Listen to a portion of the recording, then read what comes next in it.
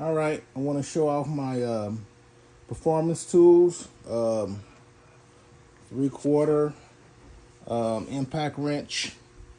It's the model M627 heavy duty 3/4. It's around $150. So if you want a cheaper, they all do the same thing. Whether you get this cheaper one for $150, or if you go with a more popular brand for $400, $500, $600, $700, and they kind of do the same thing. They're around the same power.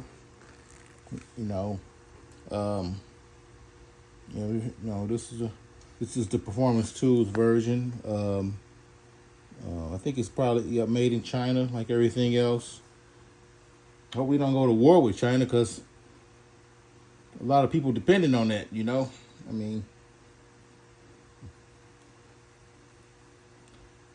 it wasn't China's fault if starting back in the 90s or the 80s, that American factories, owners of the factories, decided that they wanted cheap labor, and they wanted they wanted to move it to other countries to save money.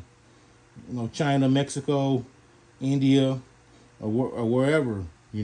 So we abandoned our own manufacturing base for cheaper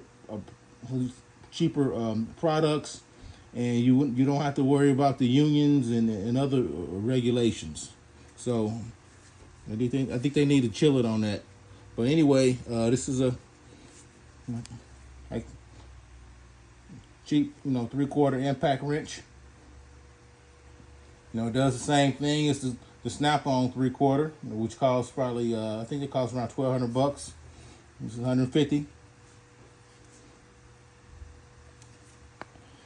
Now I'm gonna show this week, and also on my 3/4 1-inch, 1/2-inch body, half inch here, 3/8 here. That way you get maximum airflow. Actually, I'm gonna stop it here and I'll come back. All right, here's a here's a 3/8 coupler. The 3/8, but you can see look at the amount of much more airflow you're getting. The 1/2-inch body with 1/2 inch. This part's 1/2 inch. That part's 3/8. So look at that. Look at the airflow you're getting.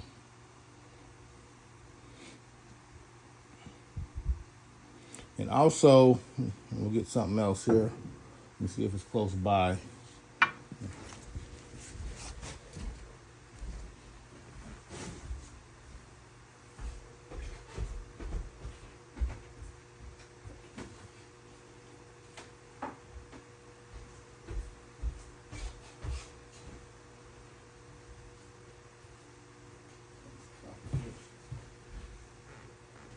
Here's a here's a 1/4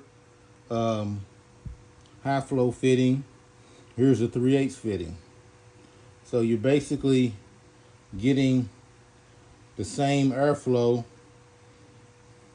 but with this one on you can also still use your regular 1/4 air fittings too.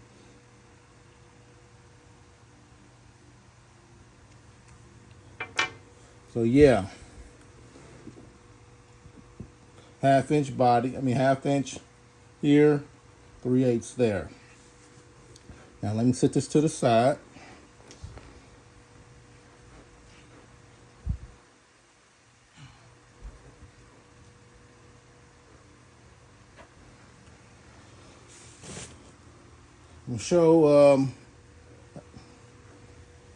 I'm gonna show off my 1994 replica of a. Let me see, can I get it in? Of a 1994 of a Fruehauf, a 53-foot dry van trailer. Made in '94. I ain't bothered to clean it off. Now the stripe pattern on it, I got a what this trailer matched up to is I got a '87 Freightliner, a replica of a Freightliner FLC, which I got to put back together. But I want to show it. The door's open. The door's open. You can see the cargo. Oh, you got something in there to see. Oh, shoot. That old condom paper. I think I was hiding those from my brother. So that's a good place if you wanna. You can hide your condoms in your Lego trailer. You know, if you want to hide them from your brother, you just build you a Lego trailer and put them in there. So, but okay. That was 30 years ago. But anyway, I'll show the lights, the mud flaps. Now on this trailer here, I'll show up under it. Now on this trailer, the part that was really complex was to build a suspension on his. I don't know how much. I don't remember how much time I put into this suspension here, but I wanted this suspension to work or articulate like a real 4-leaf spring suspension. So I'm gonna give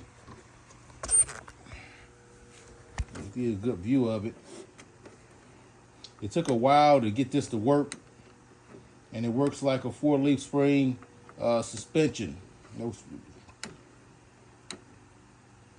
Yeah, it took a while to figure that out, you know.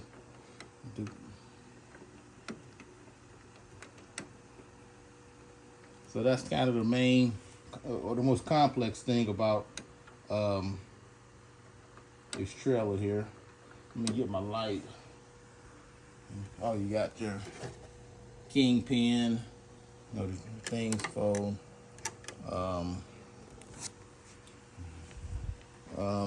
put that back and get a light, and we can look deep inside the back of the cargo space.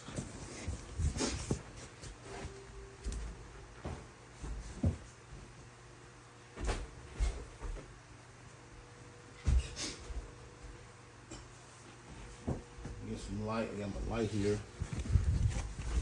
You look deep inside there.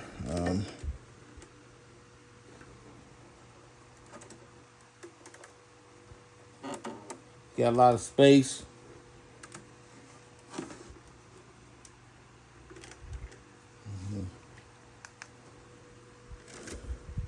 Oh, that'll. You see, you got a lot of cargo space. Now the position of the axle. Well, put that away. Check this off. See, with the position of the axle being all the way back, on a real truck, that wouldn't. Only time you need to slide the tandems to the back is when you're unloading or something like that. But in this position, that'll put most of the weight on the tractor. So the axles, if you're hauling 44,000 pounds, which would be close to max weight, your gross vehicle weight with truck and trailer will be around 78,000. But so this trailer is slid all the way back. But if you had a load, the axles would be more right here. Because you want on your tandems, you want 34, 34, 12.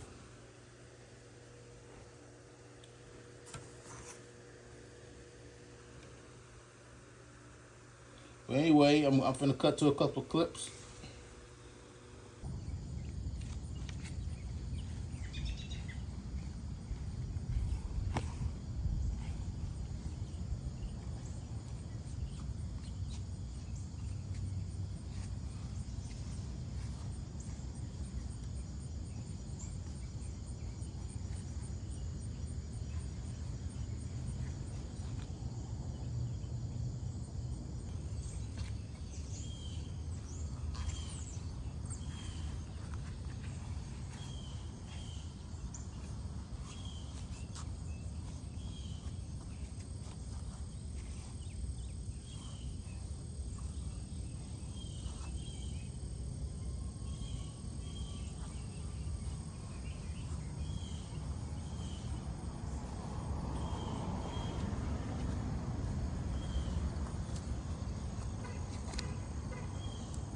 Okay, so here it goes, or is,